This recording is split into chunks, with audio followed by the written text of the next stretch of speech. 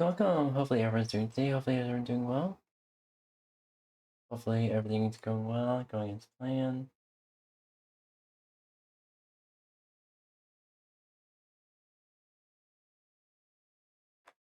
And hopefully everyone's having good. Here's a good cow. I am. Red. Welcome. Hopefully everyone's doing well, doing okay. Wow. It's not even like being a minute. You're already me. Already trying to make me melt. Anywho. Yeah. Yeah, right now we're gonna do I'm doing a someone commissioned me to do a like a cat girl mostly kind of thing. Meow. Meow. I love you. It's a bitch sometimes, but I love you.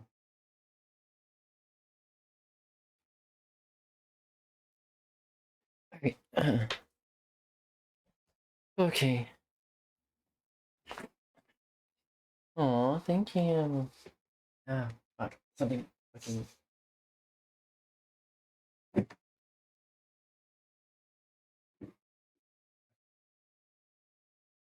Ah, fuck. There we go. Alright. Let's get started. I got some reference photos, but only reference photos I can have on screen is like cat. Is that it?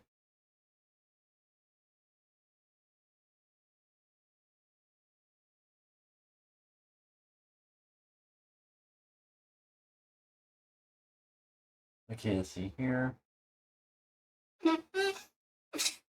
Alright. Oh shit.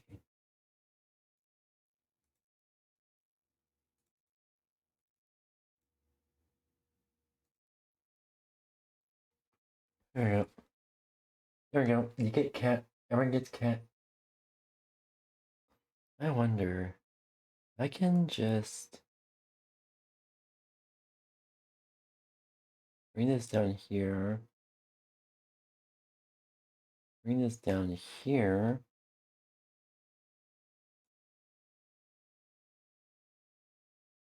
Much larger view for the reference. There you go. I like that. I like that a lot.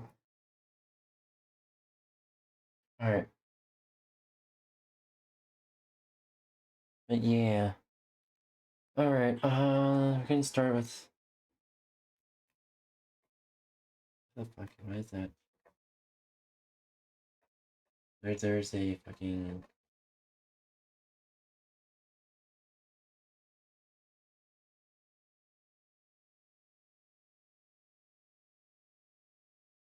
Here's a good cow. I am real. Fuck.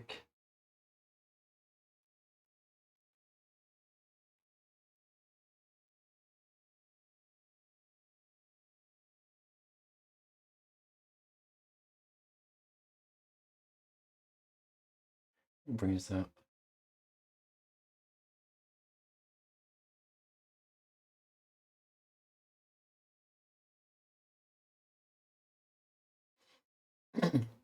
Okay.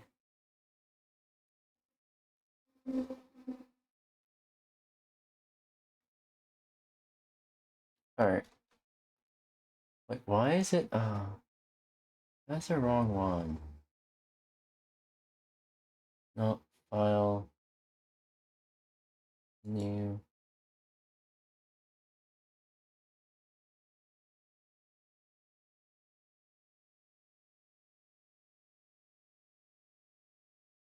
File.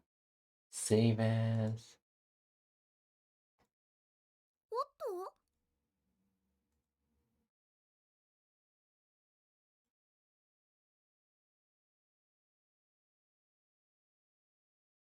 Alright, there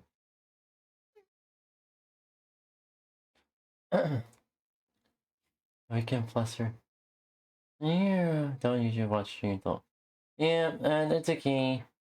I'm gonna start a commission stream.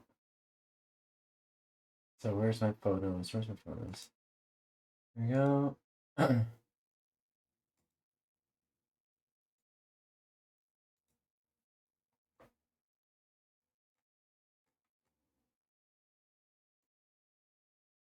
So let's type. So the cat ears I'm gonna use, the irises I'm gonna use too, and the nose I'm gonna use for this one too.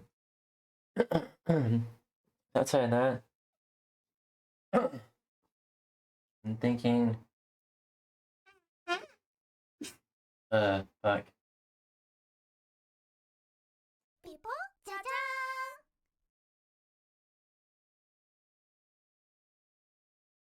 Okay, that jacket I'm gonna use. Yeah. Okay. Okay, I got an idea. I got an idea what to do. Alright, let's start the video. Here. Working parent or a single parent with a co-parent who lives outside the home. One parent is the first line of defense or just carrying a lot more responsibilities. The structure isn't necessarily a bad thing. Families are busy, and sometimes having an identified point person to manage the family's needs is a great way to tackle the difficulty of family life with efficiency. However, in some cases, this dynamic can lead to unintended negative consequences. According to Detroit Moms, you may be the default parent if you are most often meal planning, prepping, and cooking, picking up and dropping off at school, organizing schedules, cleaning the house, the go-to for comfort. Just off the top of my head, if you're also the parent making sure everyone's going to their doctor's appointments, buying new clothes, reviewing school forms, keeping track of the sports schedule, birthday party RSVPs and gifts, organizing the holiday functions, packing snacks, backup outfits, sunscreen, like the list. I don't want to stress you out. And what can lead to resentment is your partner often doesn't realize just how much you're doing, or even worse, and this is where it starts breaching into married single mom territory, is if your partner practices weaponized incompetence. Weaponized incompetence is a manipulative tactic where someone pretends to be incapable or unwilling to perform a task, often a household chore or work responsibility, to avoid doing it. She's coming to save you! And she has boobs! What happened?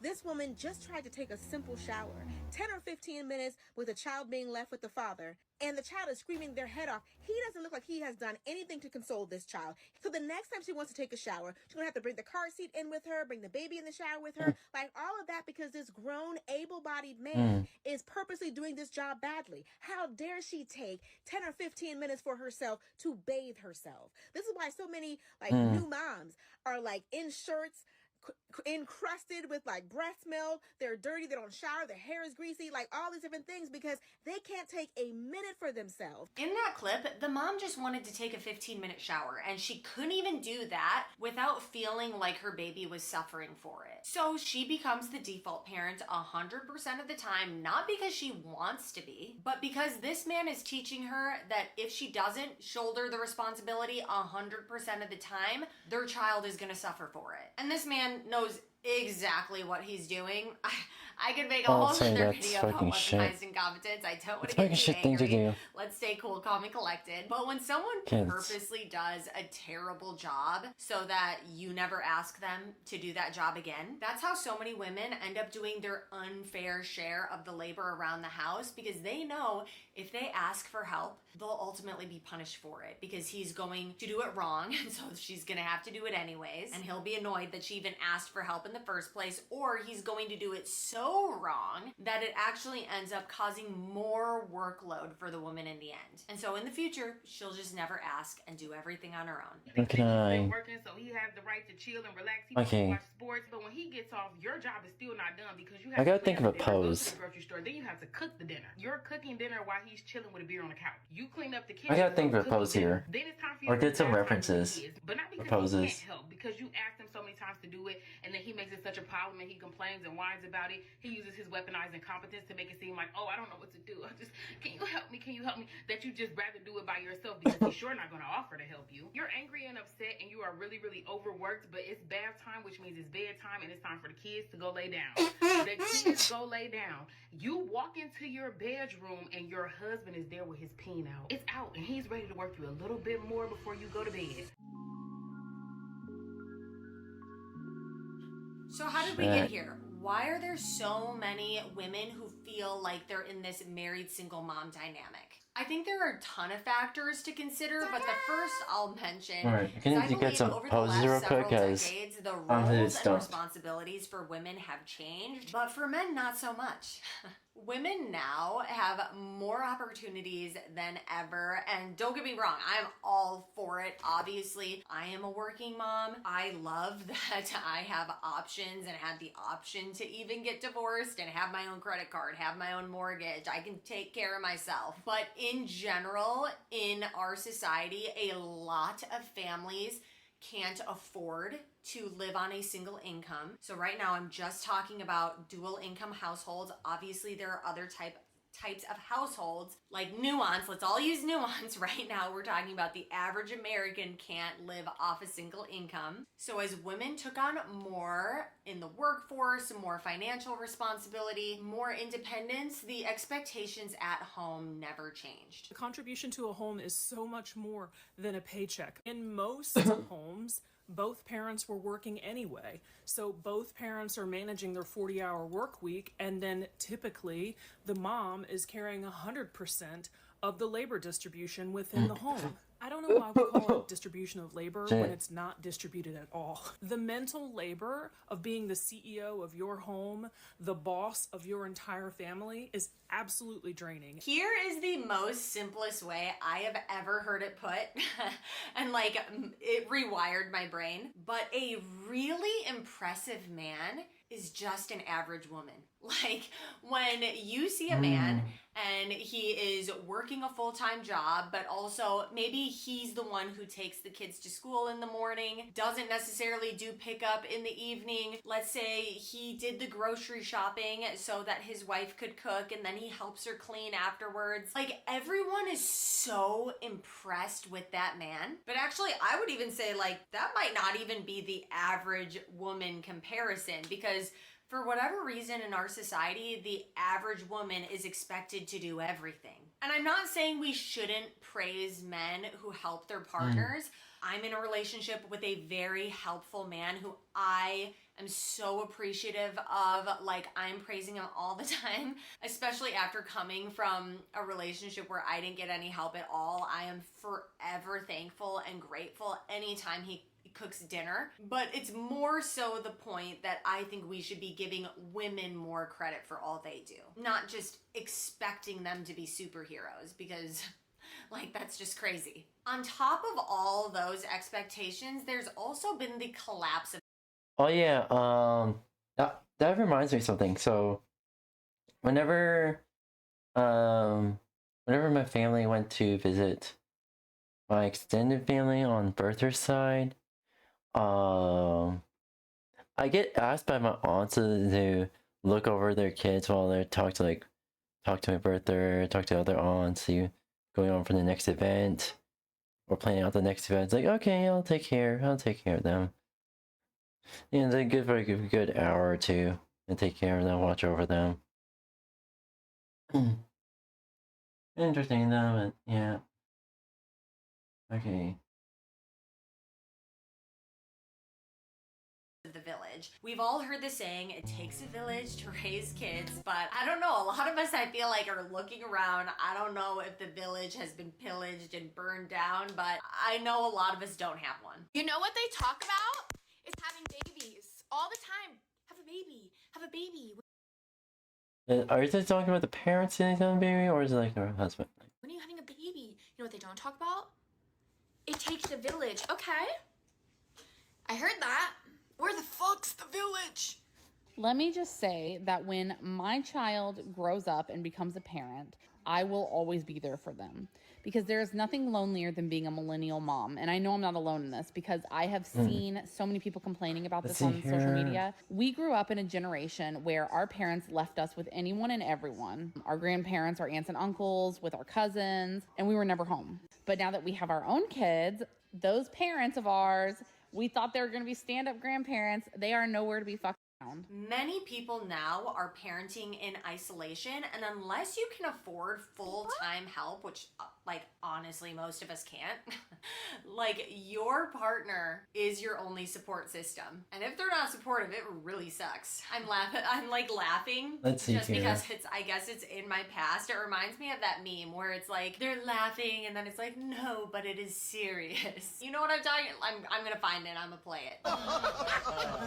No, but it's not funny. At the end of the day, is it? It's serious. And it really is serious, and that is why I'm talking about it. And the last point I'll say on this topic on why does it seem so common now is it more common now in 2025? Or is this kind of how it's always been, but women finally have a voice, and a voice that can really be amplified with social media? I don't know, let me know Looking for your inspiration thoughts here. on if it is more common or not in the comments below. Voices. Being a married single mom, you feel unseen, unappreciated. Over time, that leads to burnout, and I feel I it's think why I- so now I many have women inspiration. say that they feel like they lost themselves in motherhood. Because how do you keep any sense of identity when you are spending every waking moment of your life thinking about what everyone else needs? There's no time or energy left for you. And yet, a lot of women stay in these dynamics longer than they want to, longer than they probably should, and the question is why? For one, and I feel like this is by far probably the biggest one, is there is financial fear. Single, married, working mom of 2. I know you're probably thinking my caption doesn't make any sense, but I just want to give light to my situation because I may not be the only one in this specific situation. Let me tell you a little backstory. I've been married for 10 years, and my marriage ended about 5 years ago. When I tell you my marriage ended, I'm telling you, I do not call my husband my husband. He is my baby daddy, and he is a third motherfucking child.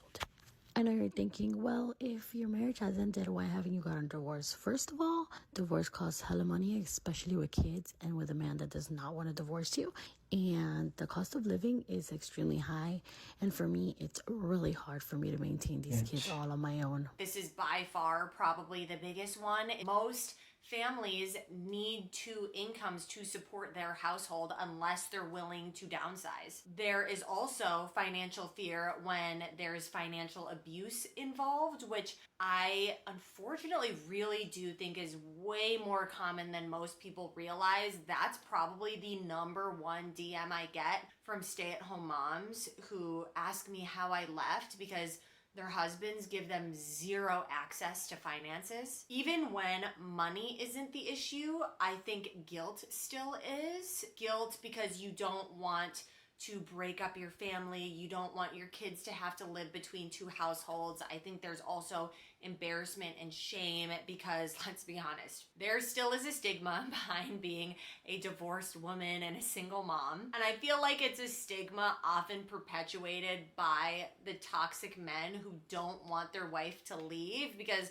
I'll say on the other side, the only people who seem to have a problem with it in my comments are shitty dudes, like truly. But the last reason I think women stay, and I feel like is a large part of why I stayed so long, is you hold on to hope. Hope that it's gonna get better, hope that it's just a hard season, hope that he's going to wake up someday and be out of his rut and just wanna help you and be there. And when you hope for all these things and none of them come to fruition, sometimes you also start to point the blame inward and start, I guess, almost gaslighting yourself and telling yourself, maybe I'm just expecting too much, and maybe this is just what marriage is, and this is normal. And to me, that is the toll that this dynamic takes on moms, is that, I don't want to cry, beyond the exhaustion, the way you slowly start to convince yourself that being neglected is normal, that your needs are unreasonable, that you just being silent is strength, that I feel like is the toll it takes. The way it just chips away at you slowly until one day you just feel like you've lost yourself. Oh, it's been a while since my split, but I still get like choked up sometimes. Like, I live my life mostly, you know, I live my life mostly. I'm just like this happy, carefree person. If I didn't talk about like my divorce. You do? Yee.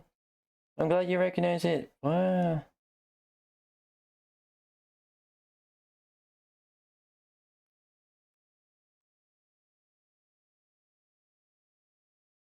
Maybe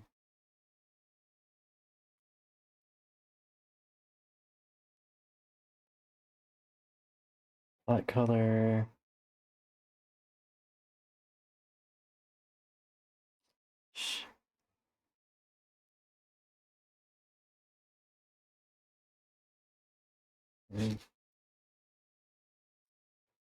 Details.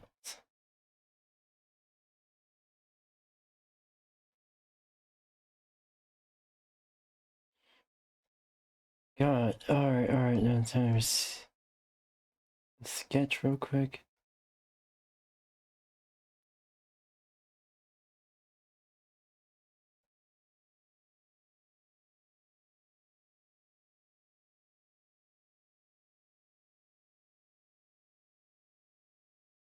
Alright. I'm just preparing the layers I'm gonna use. Alright, there we go.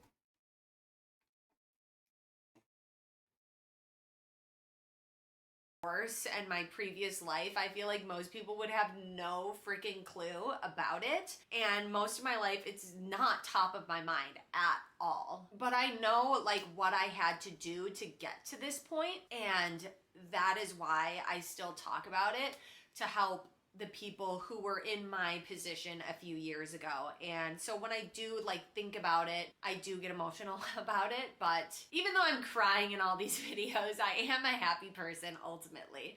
All right, let me play a few more TikToks, chill out a little, and then we'll move on.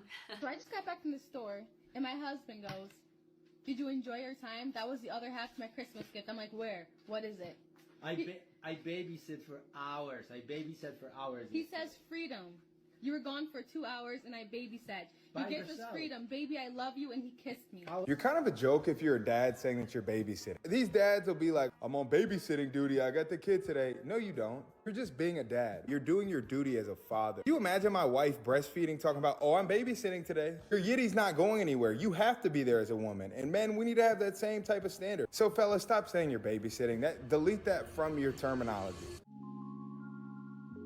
Chapter 5, my advice and where do we go from here? One of the unexpected blessings of being divorced is that women, friends, families, followers in my DMs feel very comfortable opening up to me about the struggles they're going through in their life. Before my split, I feel like so many people put on this super rosy front, and now that people can look at my life and clearly see how not perfect it is, I feel like they feel it's a safe space for them to share how not perfect their life is also. And I actually feel so much closer to so many of my friends and family members because of it. They'll confide in me, and when they do ask for my advice, I share it. And this is some of the things I've shared when people have come to me saying they feel like a default parent or a married single mom. When my friends have come to me and say, you know, they're feeling alone in their marriage, they're overwhelmed, like everything's on them, this is the first thing I normally tell them. And it's not what you're expecting initially, at least not what I think you're expecting, considering I am a divorcee. First, I do not think divorce should be the first move. Divorce is brutal, it's expensive, co-parenting is for the birds, I absolutely can't stand it. Having absolutely no say on what is happening to your kids when they're at the co-parent's house is awful. So if there is any way to save the marriage, I 100% suggest that. If you're feeling like the default parent because your partner is unobservant, maybe not the quickest thinker, maybe they have ADHD or are somewhat on the spectrum, but fundamentally they are a good person, they are honest, they're kind, they have your best interests at heart, they're just maybe not as quick to jump on things as you. I 1000% think that is worth working on. This book is one I have recommended to multiple friends. It is called Fair Play by 𝙂𝙚𝙣𝙚. It also comes with a game and a card deck, but it is about helping couples divide the household labor and sometimes the invisible labor that often gets put on women, and just divvies up the workload so that it can be a more fair partnership. If you can afford it, maybe consider going to couples therapy to talk through this stuff as well. But overall, if you have a good, honest man, I do think that sometimes women are just more programmed to do some of these domestic labor, household tasks more than men. And so I do think that giving your spouse a little grace isn't always the bad thing. Also, maybe they had a mom who never taught them to do all these things. I'm not saying that's an excuse. It just takes them a little bit more time for you to get them up to speed.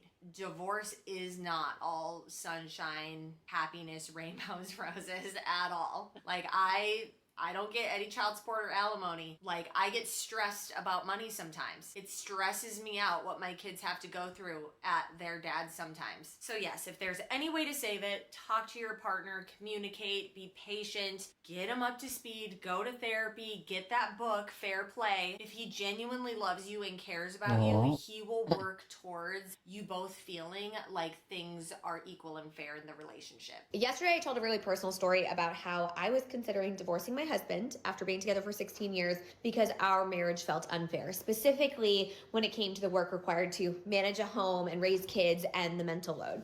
And this is obviously a very common question I get, which is, what do we do to fix the situation? And so I will tell you. First and foremost, not all of our conversations around this were graceful.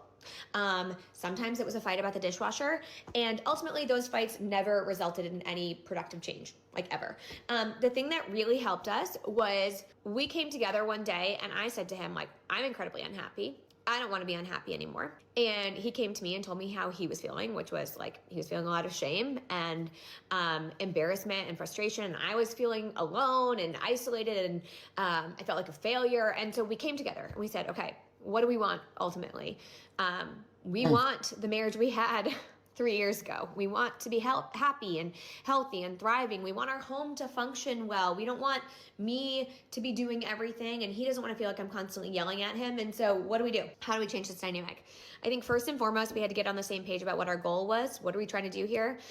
Ultimately, we needed to share the work more equally or in an equitable way. So it's never 50-50. It just can't be in life, but it's much more fair than it was. And then we had to talk about how to do it.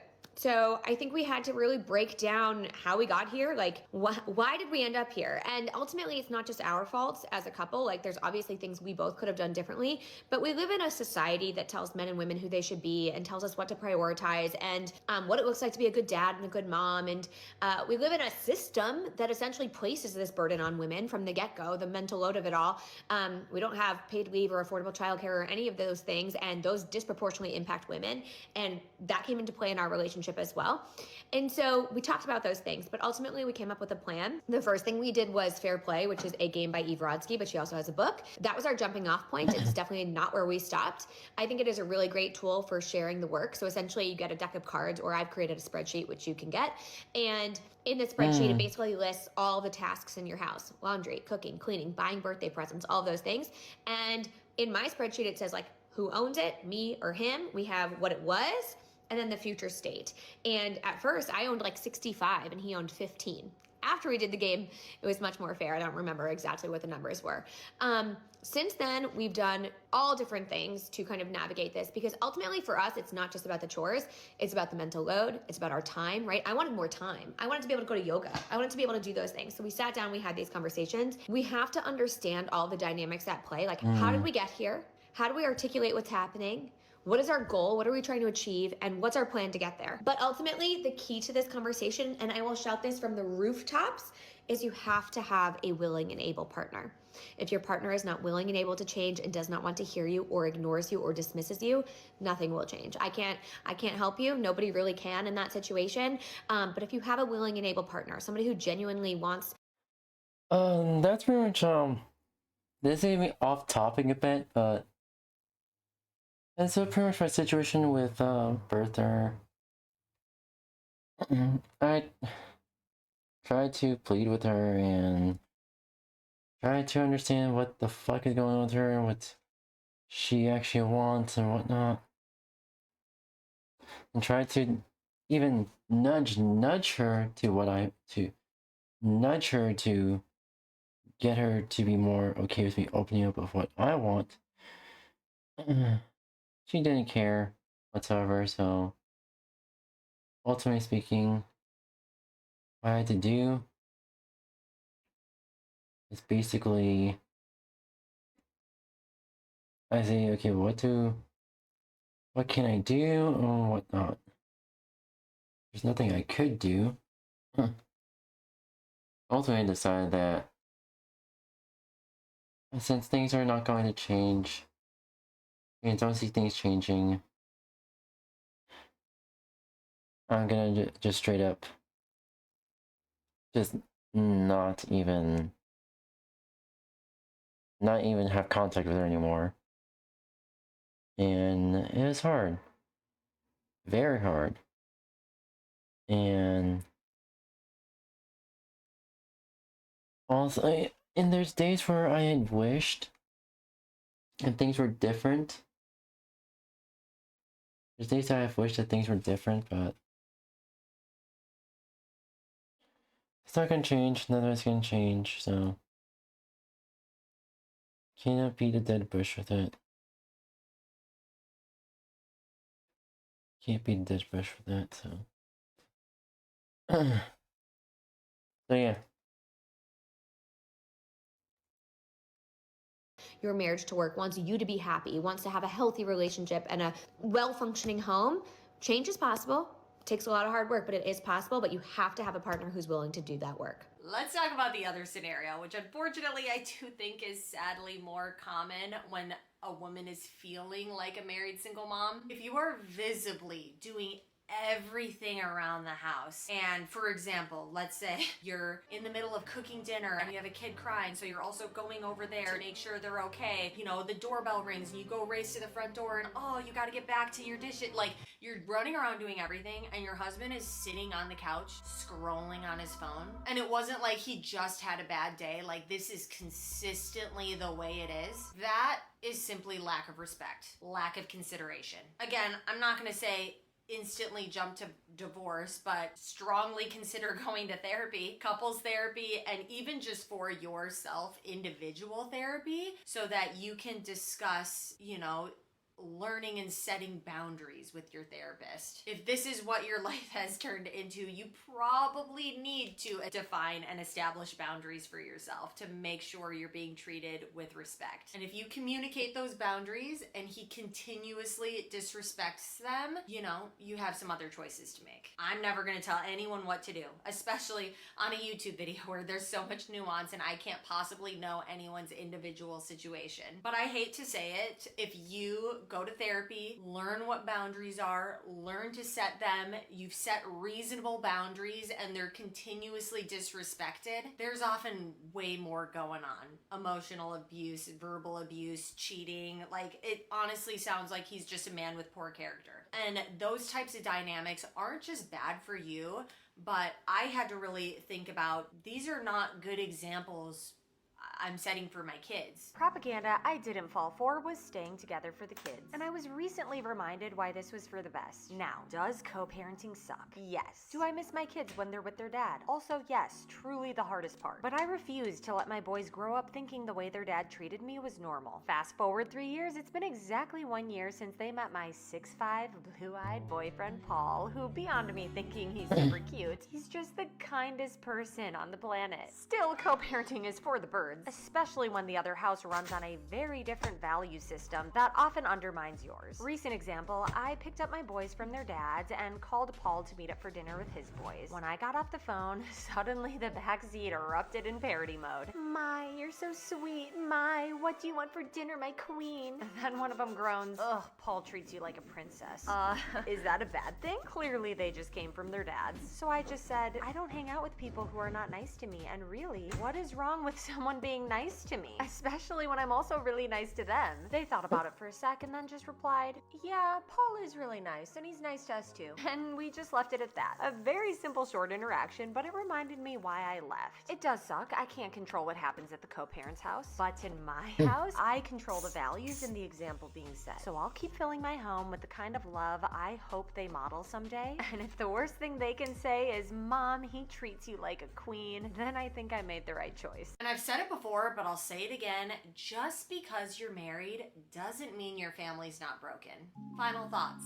If you've made it this far, there's a good chance that some of this hit close to home. Whether you are watching this because you see a friend going through this situation and you're trying to better understand it, or it's you carrying more than your fair share and you just wanted to hear someone else tell you that you're not crazy. Whatever the reason, I hope this video was validating, informative, and allows you to see things more clearly, because I feel like, being that I'm on the other side of it and I'm quite literally not a married single mom anymore, I'm the complete opposite, an unmarried mom with a great helpful partner, I feel like I can look back on my past and see things so much more clearly. You know, they say hindsight 2020. When I was truly in the thick of it, I wasn't in a place to speak on how things should be, but I do feel like, I don't know, I never really feel like I should be a person of authority, but I'm also learning I need to give myself credit where it's due. I went from being in the trenches to being in a much better place. And so I just want to help, you know, my fellow mamas who are where I was a few years ago get to a better place. So if anything in this video resonated with you, let me know in the comments. Share it with anyone else you think it could help. And ultimately, I just want you to know that you deserve support, you deserve peace, and you deserve to feel like you matter in your own home. Exactly. Bye. You really do deserve to matter in your home.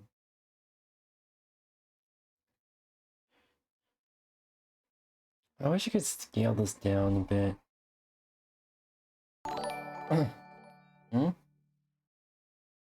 Oh, thank you. Oh, okay, how do I pronounce your name? Logan.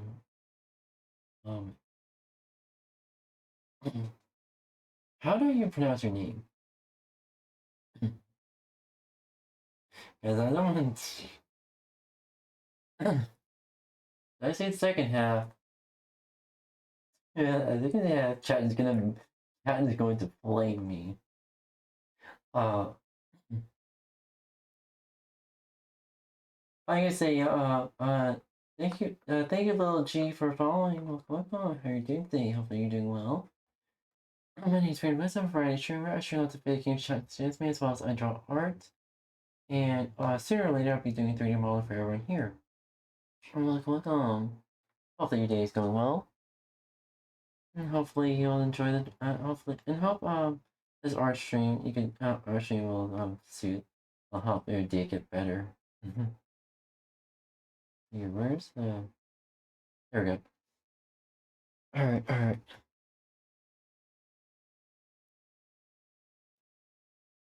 Alright,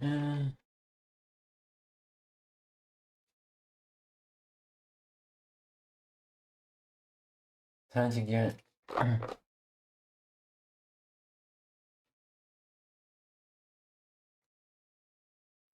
Alright. Let me get another video.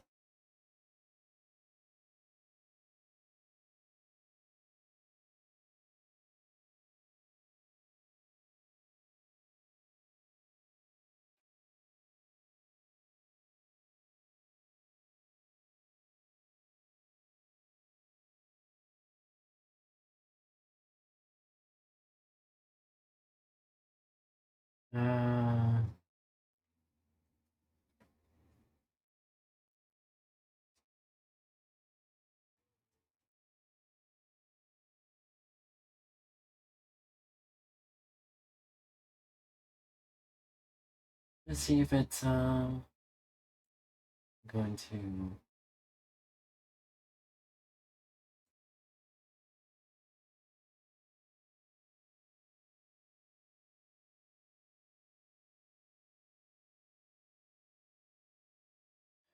Let's see here. Alright, this one. So YouTube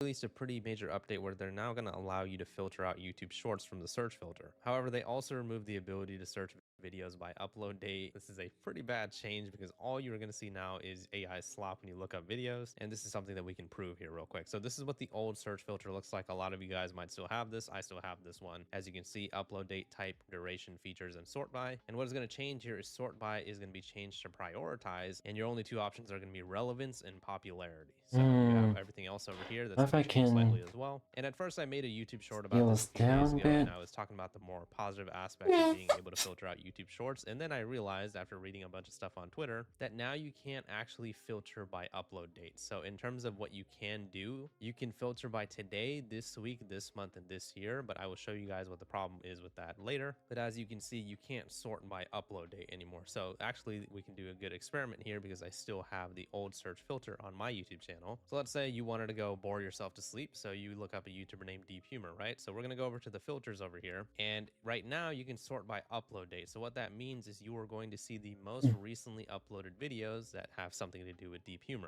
Unfortunately, because of the current state of YouTube, all you see is a bunch of AI slop garbage, but at least you can still sort them from the videos that have been uploaded the most recently on YouTube. This will allow you to discover smaller YouTubers. This will allow you to see breaking news as it's happening. But with the news search filter, there has been some issues. So first of all, a lot of people have actually not been able to actually see the topic of whatever they searched up. I've been seeing a lot of people making tweets that they are only seeing a bunch of crap when they're trying to search with the new search filter. There's a tweet that blew up that was talking to YouTube where they said YouTube has removed the ability to search by upload date. Removing this basic function will make it impossible to find breaking news from small channels with few viewers. Evidently, force-feeding people curated slop is more important than site usability. Because obviously in terms of relevance and popularity, relevance is going to be determined based on what YouTube considers to be relevant. And nowadays YouTube is really big on AI slop, so they might think that that's the most relevant content to show you. So Team YouTube replied and got absolutely ratioed, and they got a hilarious community note too, where they said you can still use our upload date filters today, this week, this month, or this year to find the most recent results in your search. We've only removed the option to sort search results by upload date as a part of this update. But the question is, why? Why do you guys insist on removing functionality off of your website? It doesn't make any sense. Why would you guys just not add the ability to filter out YouTube Shorts as you did and then leave everything else as it was? Why would you guys remove an ability for us to do something? It makes absolutely no sense. And like I said, they got a funny community note that says filtering by quote today, but without the ability to sort does not result in the ability to view the quote most recent videos as claimed, which yeah, totally makes sense. They're saying you can find the most recent results by sorting by today. What if I want to see today's most recent upload? How do I filter through that, if that makes sense? And they put a dictionary definition of the term most recent to help YouTube out with their terminology. And so the original person who made the tweet said, yes, but we want the ability to sort by upload date to see the latest videos on breaking news as they come out. Sorting by quote today gives a wall of unrelated results you must page down through endlessly to find the newest uploads. It is the exact opposite of relevant results. Really appreciate your response. We can see how sorting by upload date is helpful when tracking breaking news. We're sharing this feedback live with our product team.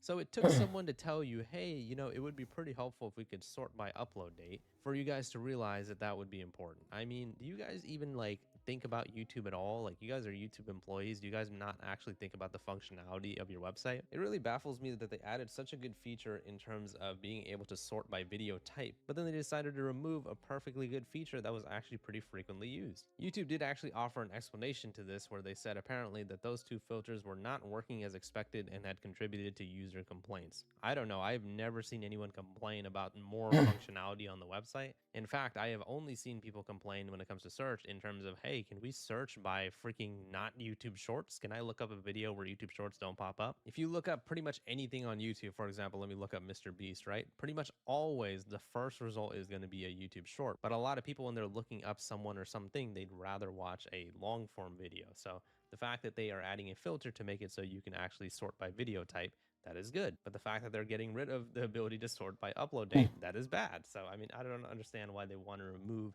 the ability for us to do something with a search filter. And there's another YouTuber named 𝙂𝙚𝙣𝙚𝙧𝙖𝙩𝙀 Kind of did just a dumb few things to do. experiments with YouTube's new search filter, and the results were exactly how you would expect. YouTube's new search filter isn't exactly the most helpful when compared to the old ability to search by upload date. It gives a wall of unrelated results, and you have to scroll endlessly to actually find the newest uploads. I double checked to make sure this is what was actually happening, and this is true. I searched gaming sorted by today and relevance, and the second result was a MrBeast video. I had to scroll past 30 videos before I found one from a small creator. And obviously this doesn't just affect breaking news content. For example, if you're trying to look up a new game that came out, you'd be forced to see videos by popular creators and have no actual way to view the videos from smaller creators. And it begs the question as to why they even changed it in the first place. One tweet claiming they're reducing their smart search tools to force people into using AI, which I could honestly believe.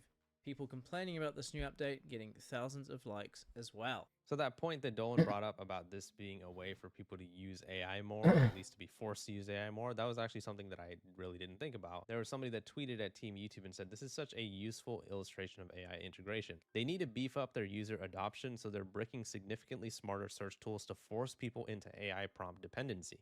Amazon did something similar with Rufus and searching item reviews. So essentially they want you to use their YouTube search AI tools where you're like, oh, show me a video with this or show me a video with that. So they can justify making more and more AI slop garbage in terms of the actual functionality of the website. Yeah. Like I said, this was something that I never really thought about, but it's actually a pretty good point. It's going to YouTube pop. has been adding a lot of useless AI features onto their website, like for example, the ask section, so you can ask about a video instead of apparently watching it. And you can just straight up have the freaking AI on the YouTube video just summarize the video for you, which hurts the actual content creators because obviously they won't really need to watch the video as much because they can just read the summarization. And most of these summaries are actually wrong as well, as we've shown in other situations, as well as them constantly shoving AI generated video summaries into every single video. The video summaries do end up showing up in pretty ironic videos as well. This is a video of me talking about how YouTube is demonetizing a lot of AI channels because they're saying that they are full of inauthentic content, mass-produced, and obviously not well-researched. Well, the AI video summary says that I investigated the YouTube's recent demonetization of AI channels. The video examines specific cases, exploring whether these actions were justified. It analyzes creators' content and YouTube's reasoning, raising questions about fairness and transparency. So they have an AI-generated video summary of me talking about how a lot of AI channels are inauthentic content. Funny. I also had a video like a year ago that was a very, very ironic situation where there was an AI-generated video summary on a guy's video talking about how he lost his job to AI. So this was a YouTuber named 𝙂𝙚𝙣𝙚 who was talking about the fact that he actually used to write articles for the certain website, and he was actually fired because they were actually going to use an AI writer instead of him. So when he actually made a video talking about it, there was an AI generated video summary that popped up on his video. Yes, you heard that correctly. This guy is talking about losing his job to AI, and now an AI is summarizing his video talking about it. And they say the speaker shares their experience of losing a freelance writing job to AI. They discuss how the company that they work for gradually transitioned to using AI-generated content, ultimately replacing their need for a human writer. Oh man, it is so ironic. And it's so funny because a year later, this video did age well. But yeah, that is pretty much the shitification of YouTube right now. It is just full of AI crap, and the new search filter is not exactly going to help in that regard, because a lot of the videos that you were going to be seeing if you search by today or this week or whatever, one, they're not going to be related to the topic that you're actually looking up, and two, a lot of them are just going to be AI slop anyway. They even have an AI chatbot in YouTube Studio where they're talking about how they can help you and stuff like that. And I've actually made a tweet about this where I once asked, summarize my latest video performance, and they summarized the performance of the video that I first uploaded when I started my channel. My oldest video, they were like, yeah, this video's gotten this many views. And I didn't even type anything. I used their prompt. I used their prompt to freaking summarize my last video's performance, and they did it for my oldest video. So yeah, you guys get the point. YouTube's AI is in a very weird spot right now, and their new search filter is probably not going to help with that too much. Let me know what your guys' thoughts are on the situation in the comments. Please leave a like in the video if you enjoyed it, and subscribe for more. See ya. Unfortunately, it sucks. All that sucks, and YouTube fucking using and push AI down our throats. It's like, why? Just what is YouTube gonna benefit from this? What benefit does YouTube get from this? What, they get to tell their shareholders, hey, our user base is happy with using AI. And one of the shows might say willingly. If they say willingly and they pause, yeah,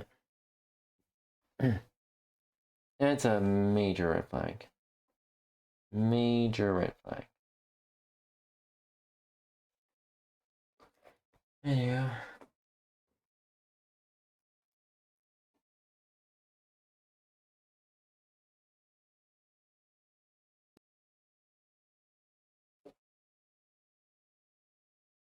Windows 98.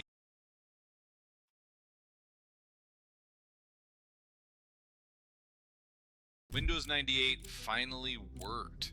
Windows 98 finally worked. So how do we go from that to Windows ME? In the year 2000, Microsoft released Windows Millennium Edition, Windows ME, and for a lot of people, this was the moment Windows stopped feeling dependable and started feeling like a gamble. Some people remember Windows ME as a minor upgrade, a quick bridge release, something you barely noticed. But for everyone who lived through it, Windows ME has a very different reputation. It was buggy, it was unstable, and it quickly became one of the most skipped versions of Windows in history.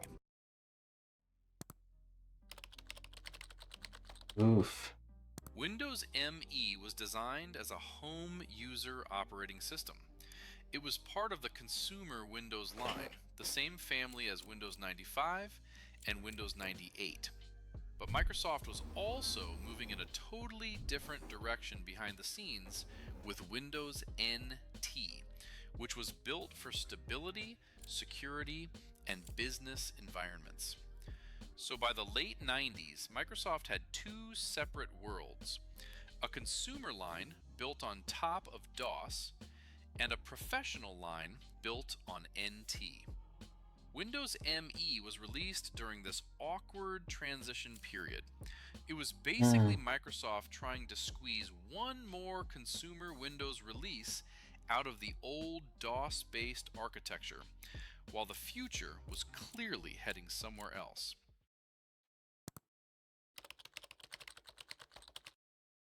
On paper, Windows ME had some interesting goals. It pushed multimedia harder. It focused on home users. It introduced System Restore. It tried to improve boot time. It came with updated bundled applications. But the reality was messy. Driver support was a nightmare. Hardware was changing fast in 2000. New sound cards, new graphics cards, new peripherals, new chipsets, and Windows ME had a reputation for breaking things that worked fine in Windows 98. Install one bad driver and the entire system could become unstable. Random freezes, unexpected reboots, weird errors that were almost impossible for normal users to troubleshoot. And then there was one decision that made a lot of power users furious.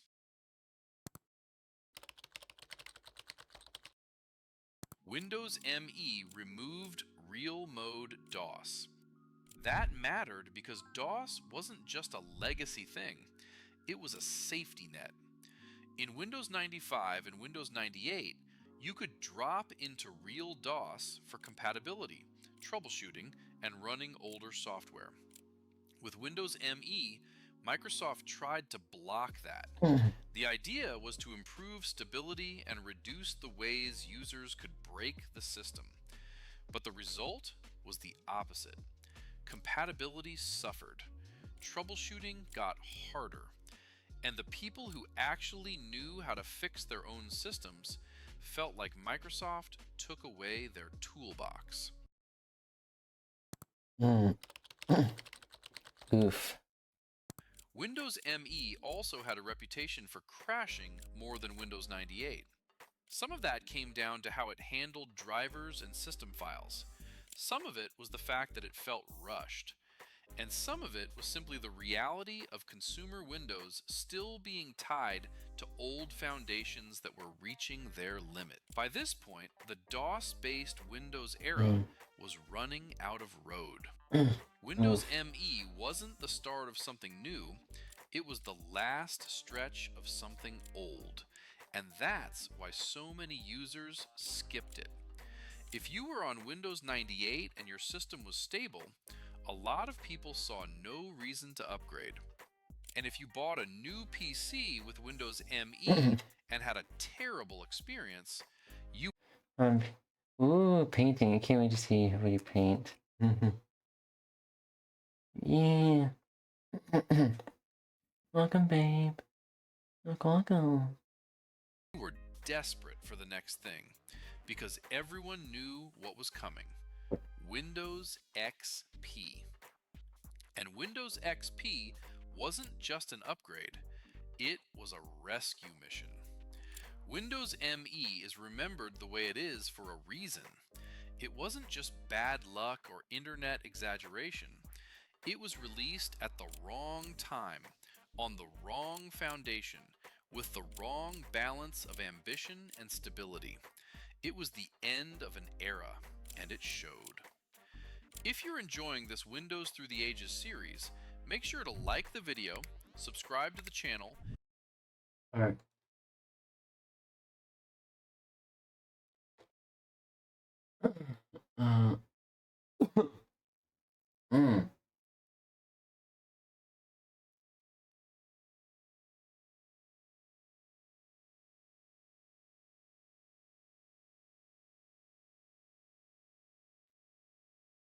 Okay,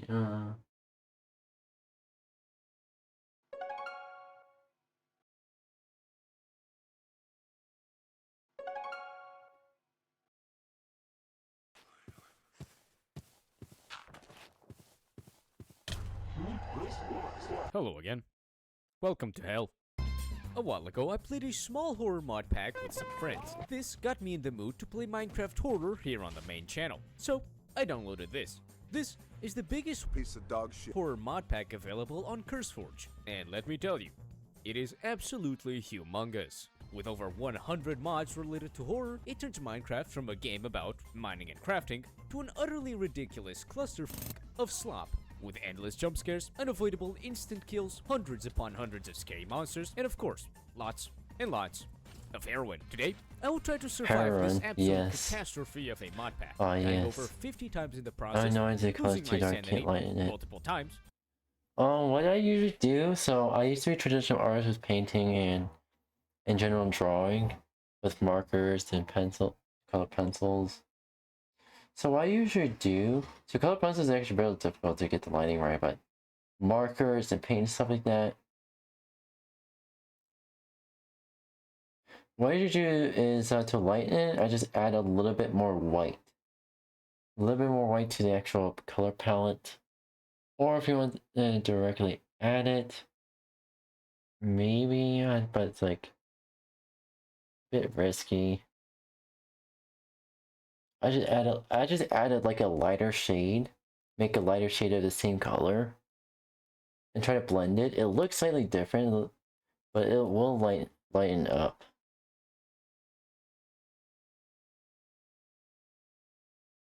And getting very, very mad. So without further ado, like the video, subscribe, and join me as I play the worst Minecraft mod pack I have ever had the displeasure of experiencing.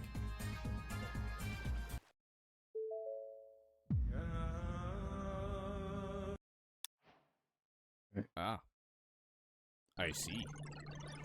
Upon spawning in, I see floating Antichrist villagers, a giant block of text in the chat, Antichrist a random villagers, village, and Vicodin in my hotbar. And worse is yet to come.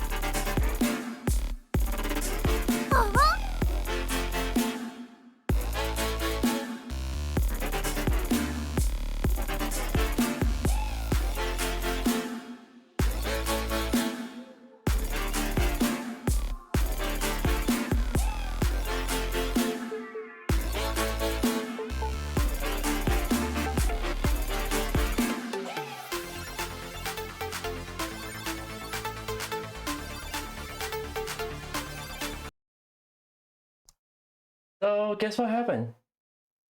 My PC crashed. My PC fucking crashed. Here's a good girl. Brad, I'm not in the mood right now. Or, ooh, actually, yeah, Brad, I'm not in the mood right now. My PC crashed. Because I'm in the middle of drawing, like, okay, blah, blah, blah, let's do this, and then all of a sudden, black screen. All of a sudden, black screen, and we started like, what the fuck? Red, it's not your fault.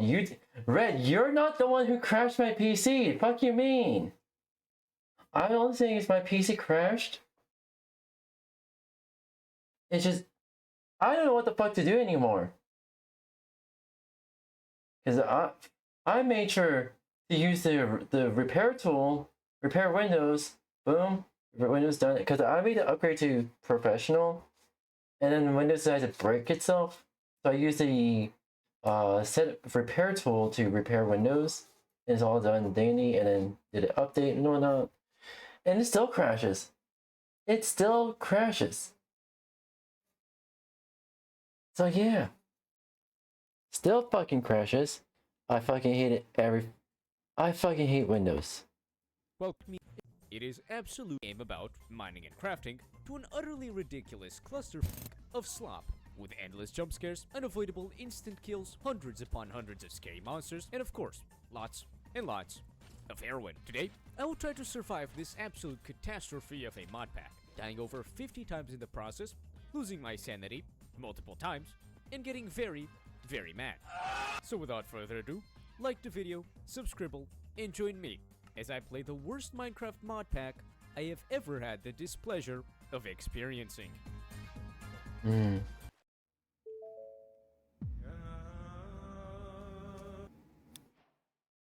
Ah, I see. Upon spawning in, I see floating Antichrist villagers, a giant block of text in the chat, a red glitchy village, and Vicodin in my hotbar. And worse is yet to come. As I walked around and broke a few blocks, I started realizing that absolutely nothing was dropping. Not beds, not logs, nothing. Upon reaching the top of a watchtower, nothing there worked either. It was as if time was frozen. But it was just the mod pack being bad. Time to reset. Oof.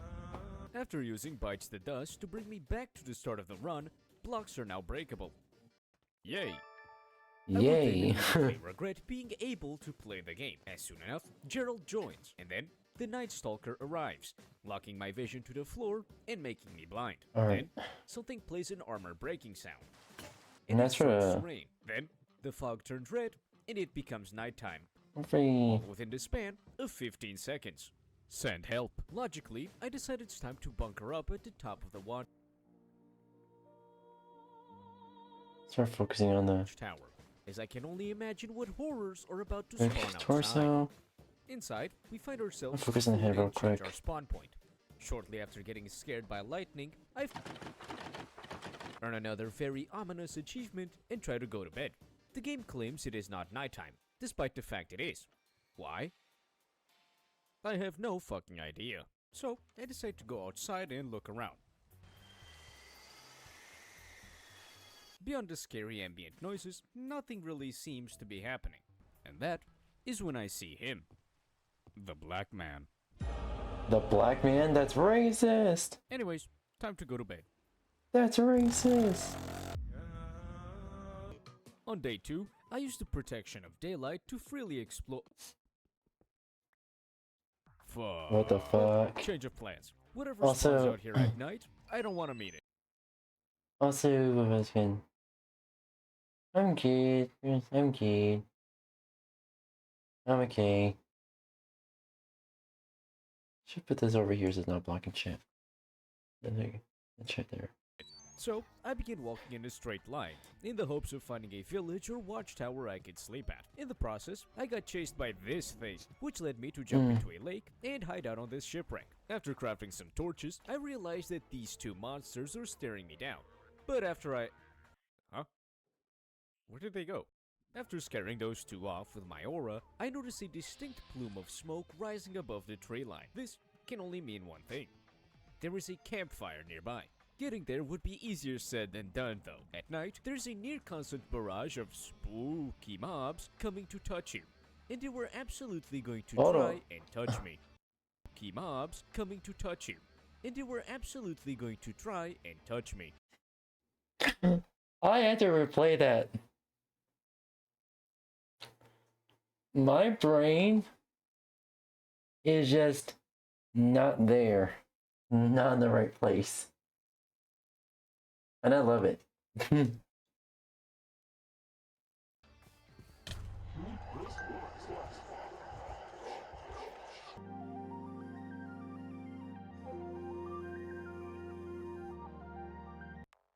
A wise man once said, "Death will not stop me, only slow me down." And we live by those words here on the channel. So, after quickly sleeping, we pack our shit and set out to recover our items.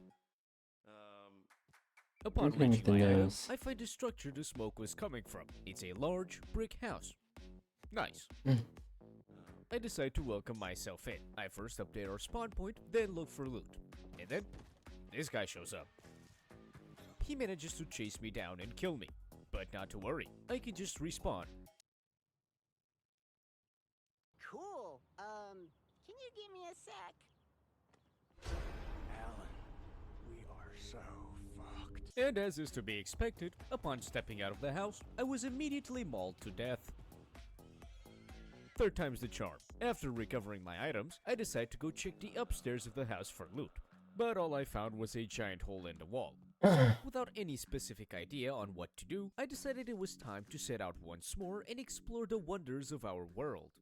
Something I would soon come to regret. Lol. Hello again. I'm doing okay, Chris. Things have been pretty Trying bad, to but overall, they've enjoy been drawing. tolerable. All of this would soon change. Having slept through the night, I decide to exit my temporary bunker. Not without being interrupted, of course. First by a jump scare, and then by the old man. I see you. I run outside to dodge Unk and find a creeper in my boat, who I promptly murder. This results in the old man walking directly into my boat and getting stuck, which in turn makes him an easy kill.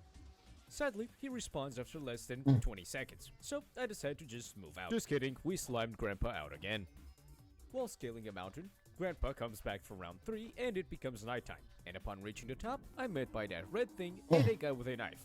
So logically, I launch myself off the cliff, into the river, and onto my boat. Now being chased by multiple spooky mobs, I decide to just set sail down the river.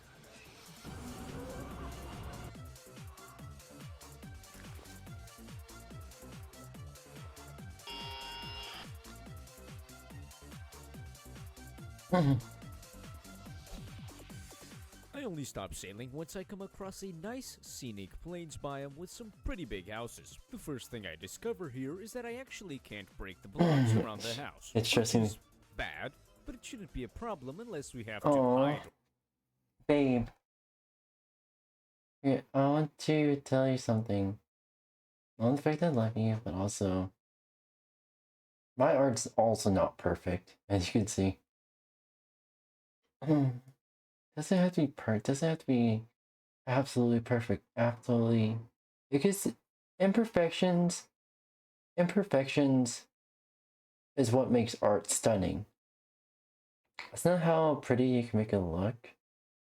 You can make it pretty, but also your own quirks you add to your art. You pass on through your art. And also brings a little charm to it, you know.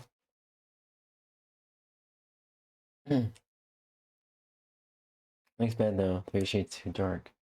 The claw is messy. Line work is bad. I mean, I understand.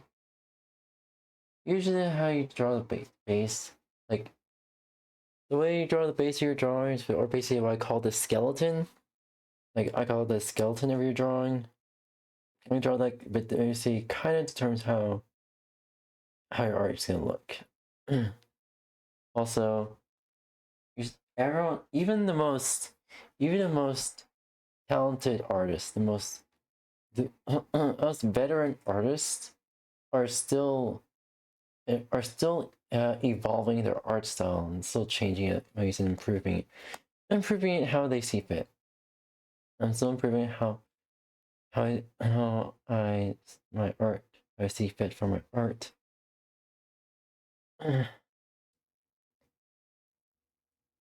Don't give up, babe, alright? I believe in you. You can do it, alright? Or something. Oh. Okay. Thankfully for me, being found is literally nothing. So I go back to the house, only to be met with this thing. Babe, that's not the point of art. Art is not meant to be perfect.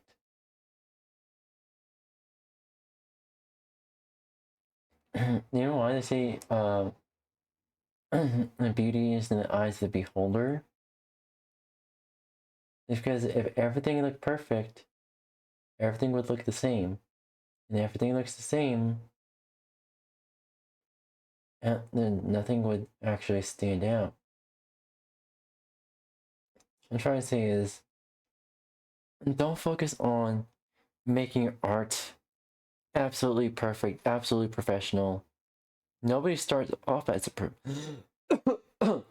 nobody starts off as a professional. Even veteran artists I look up to, they also started off like with stick figures and wonky art in wonky proportions. I want to be good though. I understand, babe. People don't get good overnight. Even I'm gonna say it again, even veteran artists took years and years and years to perfect improve not only their art skills, but also to perfect their own art style.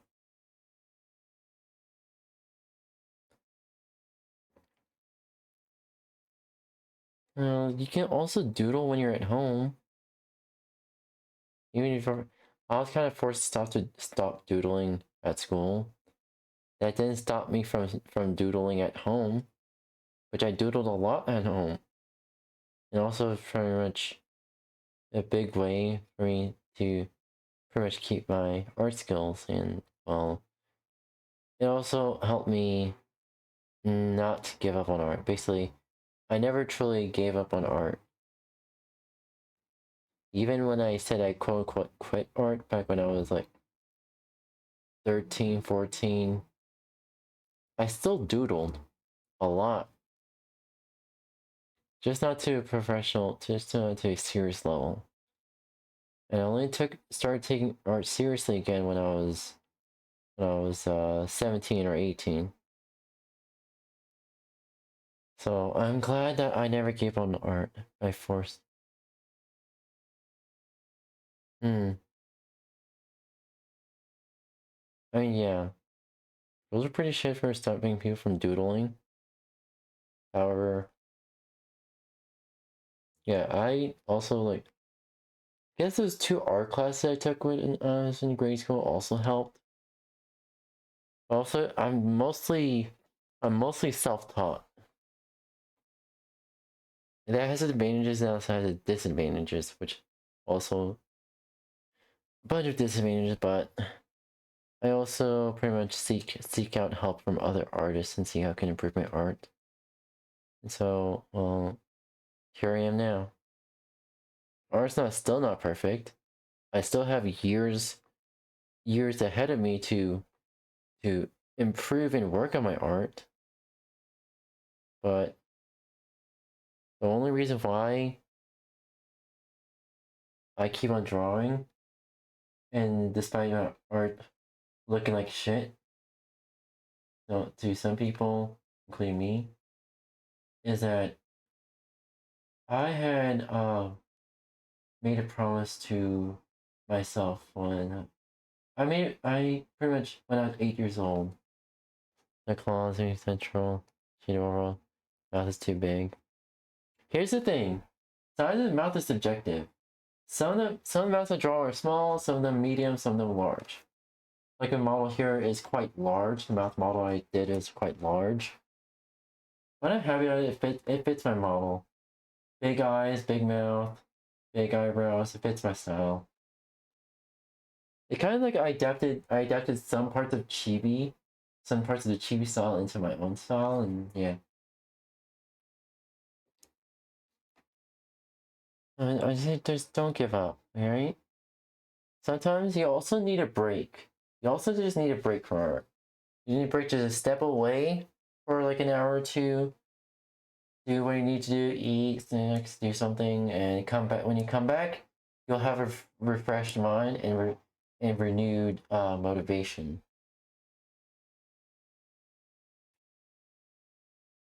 I understand. I believe there's also like art tutorials to draw the aliens from Toy Story. To use that as a base, because I didn't just because I'm telling myself I'm self-taught. I also use like art learning books basically to teach myself how to draw.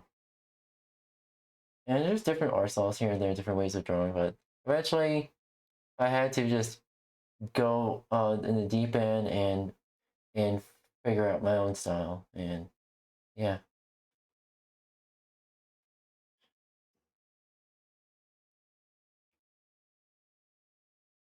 Like sometimes even I notice my own mistakes when in the middle of drawing and I want to scream. Like the proportions of this arm's off and the chest is off here, but I'm gonna be able to just edit because I'm in my draft phase, so I edit to just edit proportions, adjust the proportions overall. But yeah.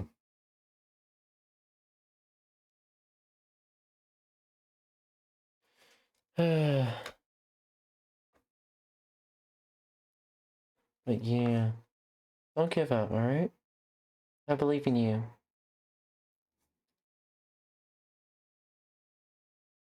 Alright, I believe in you.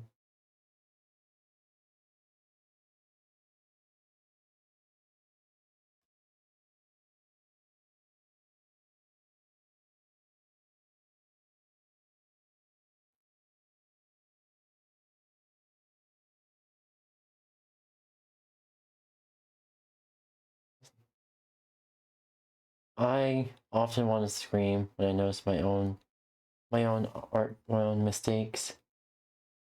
But in the words of Bob Ross, there are no mistakes, only happy accidents. And I embrace that saying to heart.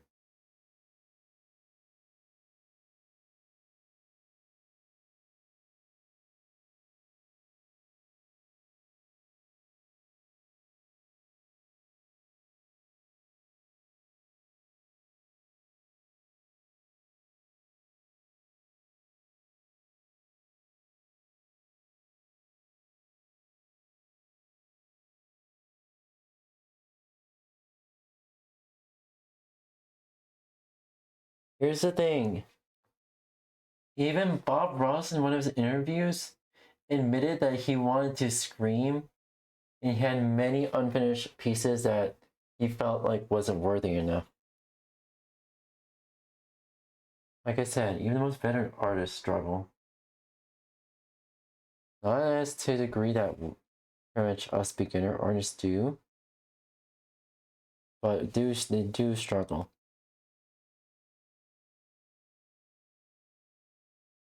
And to me, just makes artists more human, you know?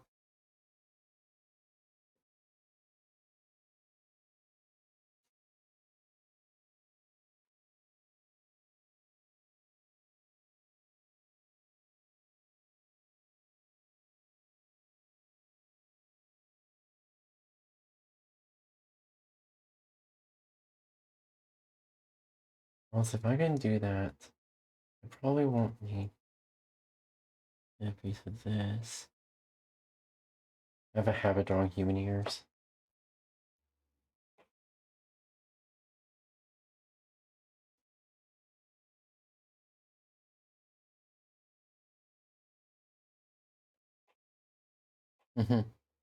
Here's the thing, art imitates life.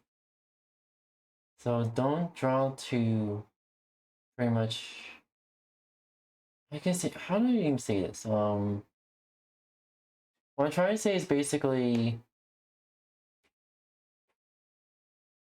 I start practicing art by like replicating other people's art, not their art, like arts, but not their artwork, but their art style. And not in the eyes of the artist, I used to examine. I don't see art as is. I ask, okay, I wonder why. Why did they draw the eyes like that? Why are they drawing the nose like that? Why is the head shaped like that? Why are the hips like that? I ask so many whys and try to figure out what the reason is. And as soon as I understand the reason why someone draws the way they do, what the art style is, even in I ask them most of the minor. I even ask, okay, why are some armpits close, like the proportion between the arm and the waist close, and why are they some of them far?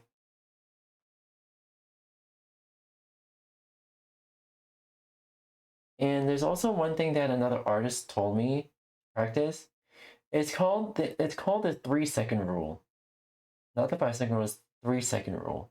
So basically, only focus on one detail, on one part of the art for one part, one portion of the art, not portion, one detail of the art. So like the eyes I'm drawing.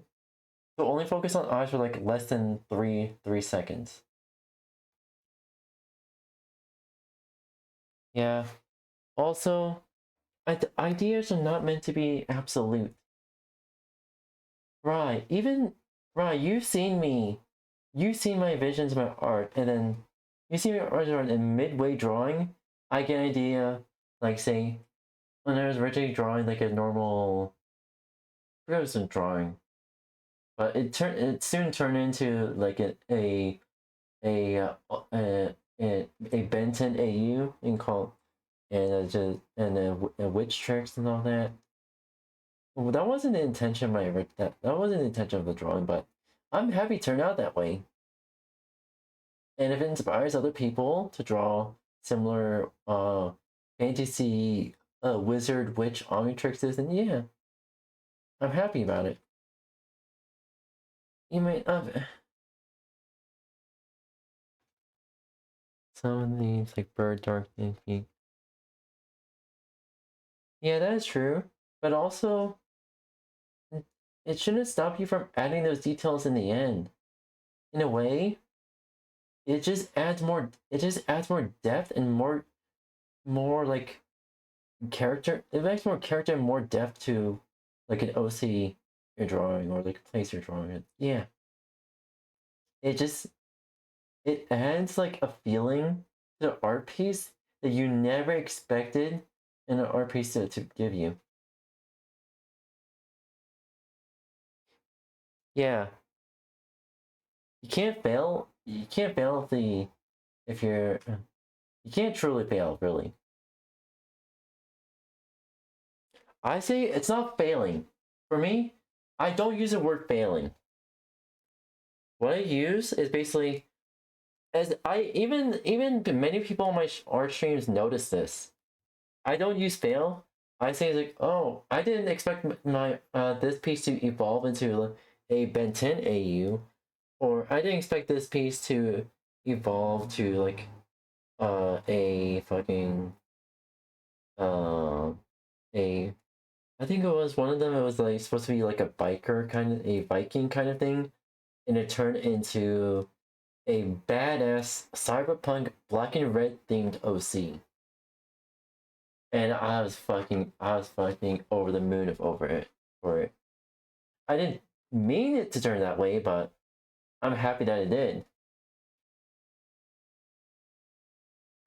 Sometimes you can create a much better art piece midway of your original idea, and it turns out to be even better than you expected. I'm not saying that your the original ideas are. I'm not saying your original ideas are worthless. They are worth everything. Like I said, an artist's most powerful tool is their pencils. But the more you can create, the more you expand your ideas outwards, the more unique your artworks can be.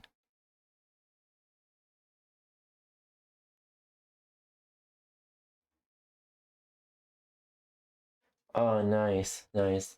And also the fact that sometimes I didn't expect. So my older art pieces that I did that's still on my like YouTube shorts, it actually inspired other younger artists to pursue art, and I was happy about that.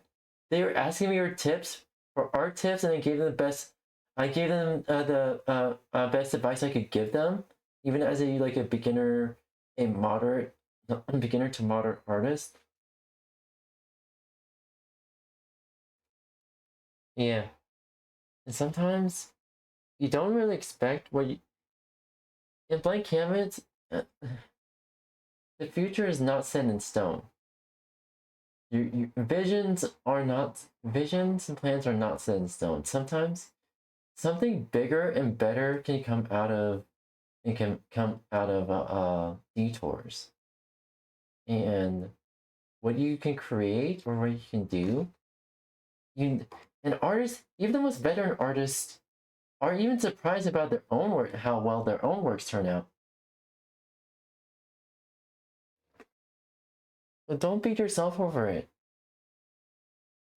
Don't ever think that you're failing, because you never truly fail. I say art always evolves. My art style is a combination of chibi, anime, I believe it's Sonic, and a bit of Screamo with the arms, but yeah.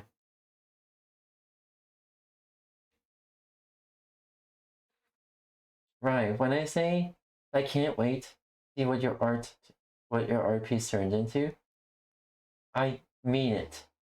I don't expect your original vision to. I know your original vision will show through your art. Even fellow artists can see the original vision, but artists can also see how that vision evolved. And the evolution, of the evolution of art process, it intrigues me, and it still profounds me, really. So don't ever think that you fail. Only believe that you evolve. Because with each piece you work is usually an evolution of your previous piece. Or a piece similar theme to it, but yeah.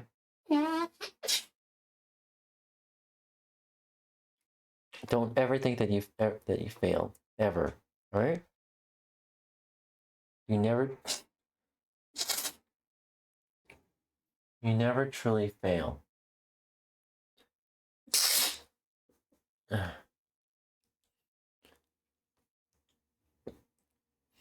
Alright. You need to go use the bathroom real quick.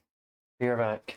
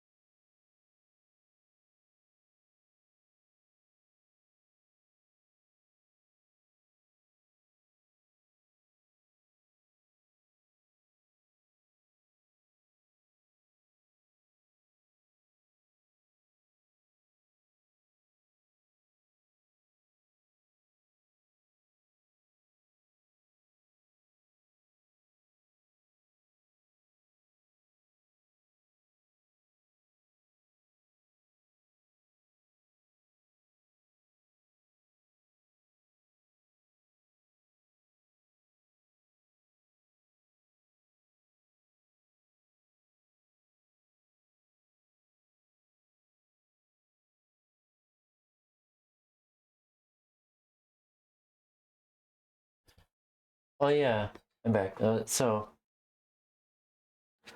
what I want to say is sometimes whatever you think, if you think that your art is a failure, it's not. I think an artist never truly fails. Alright? Artist never fails, they evolve.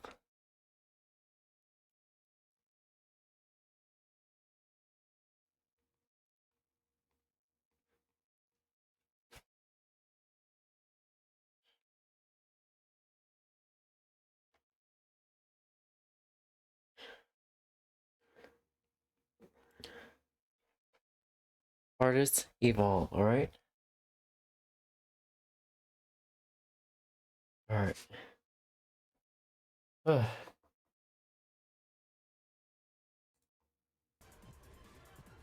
As per usual, I end up dying, and since I didn't put down a bed, I get sent all the way over to the world spawn. And like Bob Ross says, there's no mistakes. There's only happy accidents. Upon reaching my items, I was enveloped in total darkness, with a random guy deciding to hop into my boat before disappearing. Then, my dead body and my boat both turned to stare at me, which combined with this spooky creature walking out of the darkness was actually a little bit creepy. Unfortunately, whatever it is that was haunting me didn't know about the tried and true method of constructing a nerd pole.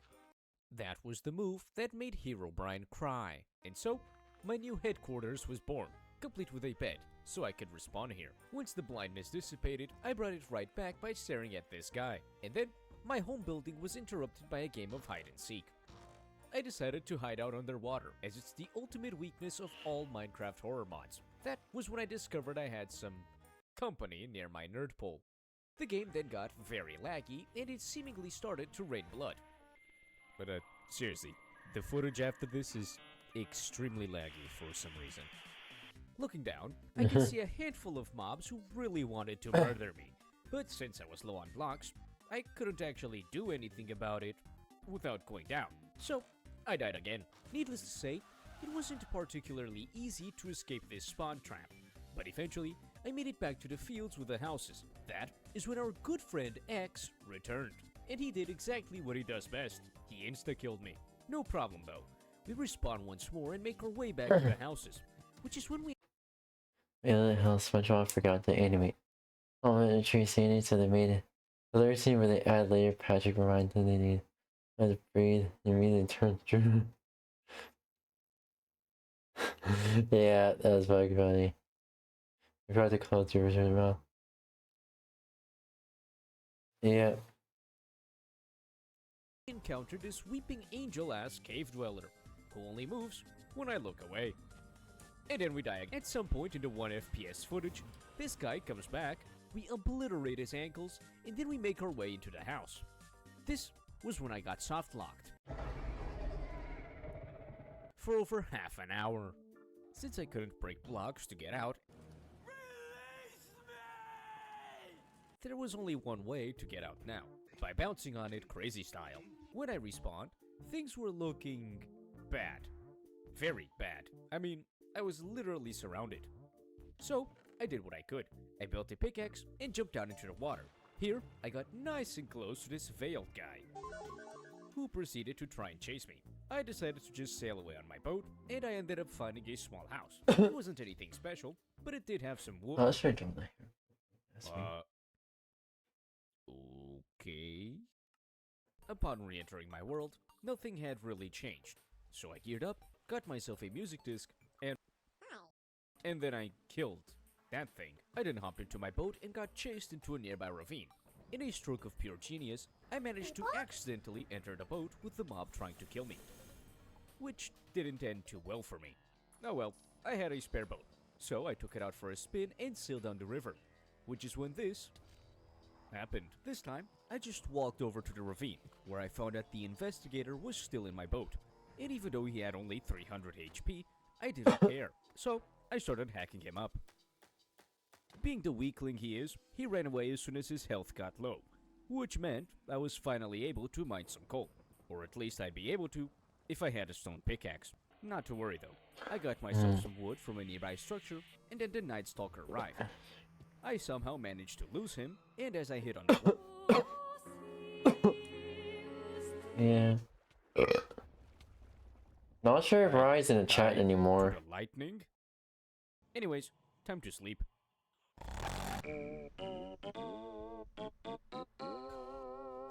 While mining some coal, I managed to get myself killed by a literal red soy jack. After respawning, my bed got destroyed and I couldn't place it back down to sleep. Each time I tried, the bed would break again. And this was when the most bullshit thing I've ever seen would happen.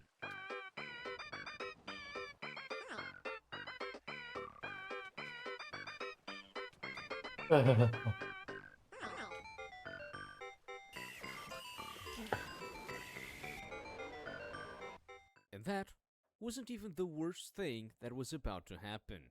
Now back in spawn, I needed some place to stay the night. There was a village nearby, but getting to it would prove to be quite a challenge.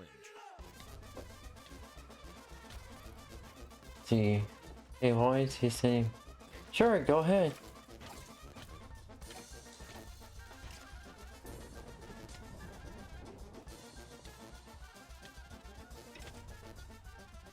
Eventually, things calmed down and I set my spawn point in the village. I decided to take a bunch of extra beds for my future voyages, and for a short while, things were actually looking good. And then X returned. Anyways, I retrieved my items and made a nerd pull to survive the nighttime. I then found a meteor, got attacked by spiders, and died again. So, I respawned, took revenge, and set out to explore some caves, where I had an incredibly close encounter with a cave dweller. Oh no, cave dwellers.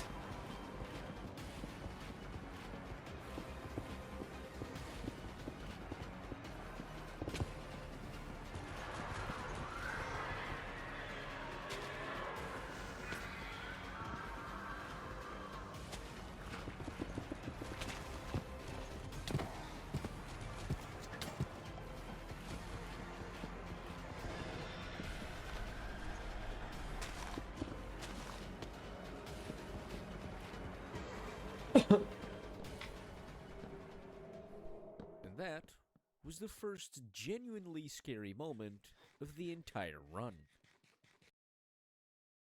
This was also around the time where I just kind of started doing shit. I realized I wasn't gonna be able to progress whatsoever with the ridiculous amount of slop mods, so I just started messing around. The first thing I wanted to do was visit a sky island. This was easier said than done. Oh my god, bro. Oh, hell no, man. What the fuck? So, I jumped off the tower, leading the old man to follow me. I then looked away and suddenly, he had duplicated. How? Anyways, I continued pillaring up until I got above cloud level.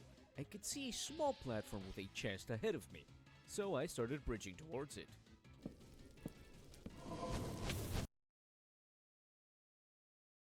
Lol. Not too long after, I was just hanging around in the village when this happens. This began an insane, inescapable death loop. After respawning, I was promptly murdered by Devil.jar, and not even 30 seconds later, I was killed by creation. Each time I came back, I got killed again, and I was literally getting spawn camped. Eventually, I managed to get myself a bed and I slept through the night. Everybody on FaceTime talking about you like Steve Harvey. Hey. Look, y'all really think he look like Steve Harvey? Huh? Afterwards, I made myself a small cave hideout, and I starved to death. And not only that, but my footage then freezes completely, only to return here. Alright, I'm getting sick of this mod pack. So, let's figure out how to actually survive this. I spent my next few days doing pretty much the same as usual.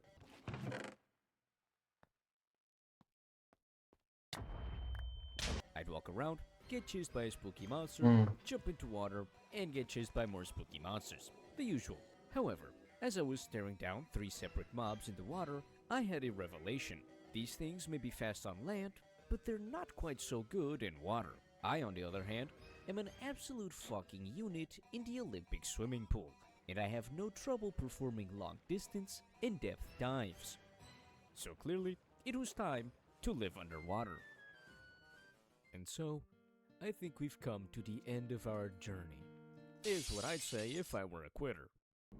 You see, when I originally started this challenge, I actually had a set goal in mind.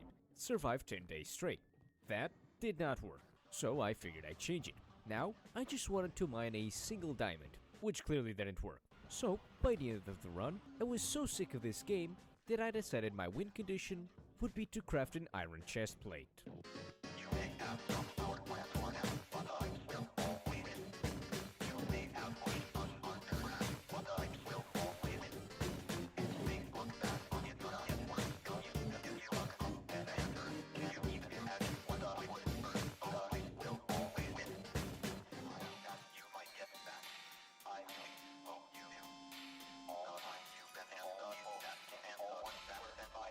Okay, that's a sick song.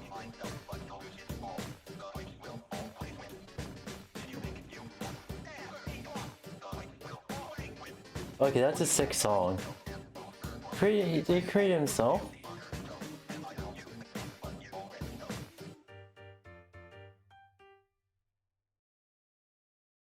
Okay, that's fucking cool. That was cool as fuck. What time is it? How much frost did I make?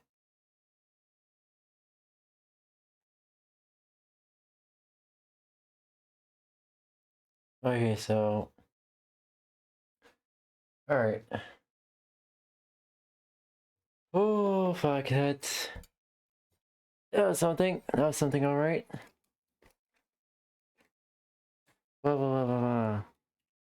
Honestly, I'm pretty happy with the progress we made. I'm pretty happy with the progress I made.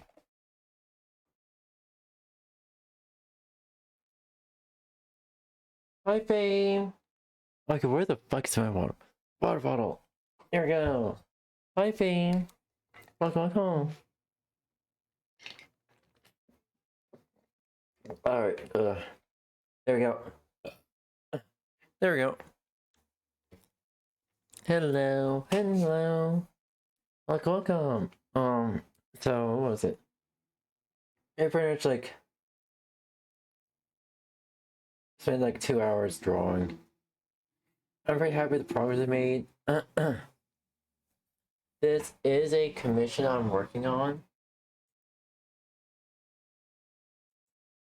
This is a commission I'm working on, so I'm very happy with the progress I made. I mean, so far on this one. So, yippee! Yippee! Yeah, not sure I'm gonna do in future, like, but yeah. But yeah, Fame, you just caught me at the end of the stream. I'm about to end the stream now. Alright. See here. Where is it? Where is it? There we go. Oh wait.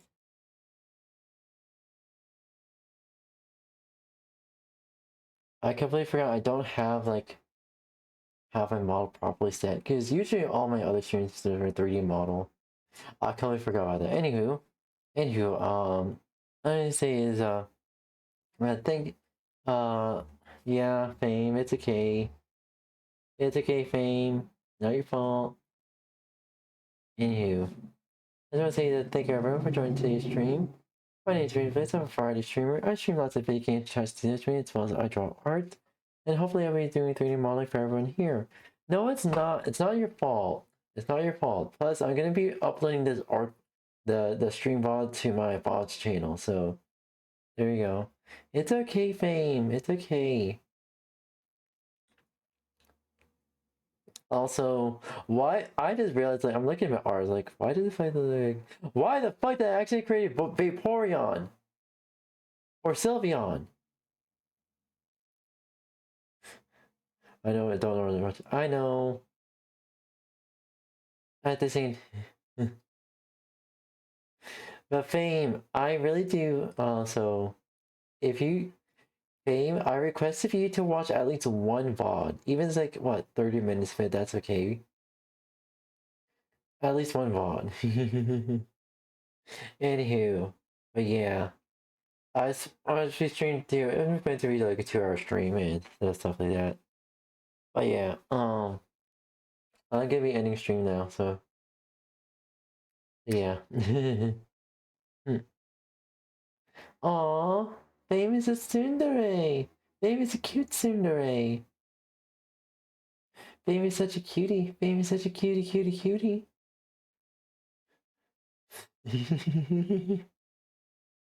Yeah. Babe, you're cute. Lying. Yeah, I'm lying on. Yeah, of course I'm totally lying on stream. It's not the fact that it's the truth. It's not the fact that it's the truth, Fame. It is the truth. You are cute. You are cute, Fame. You are cute. Lying on stream is just crazy. Yeah, totally. Lying on stream is totally crazy, huh? I'm totally lying on stream. It's not the fact that it's true. Maybe because it is.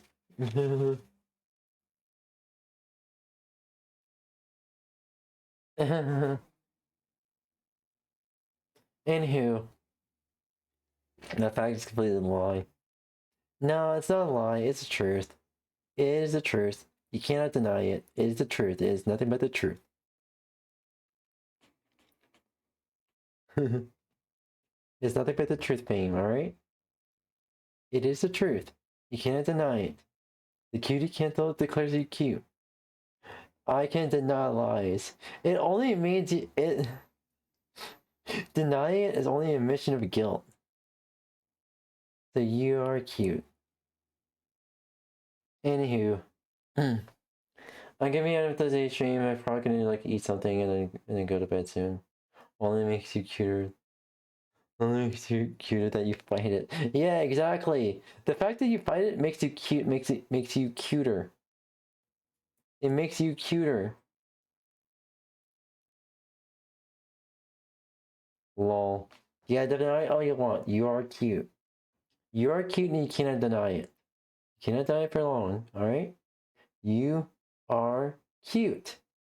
And you cannot deny it. You are super cute. Alright? SMH. Aww. I bet you look at Bochy the Rock shaking your head going You're basically Bochy the Rock right now. And it's cute. It is cute.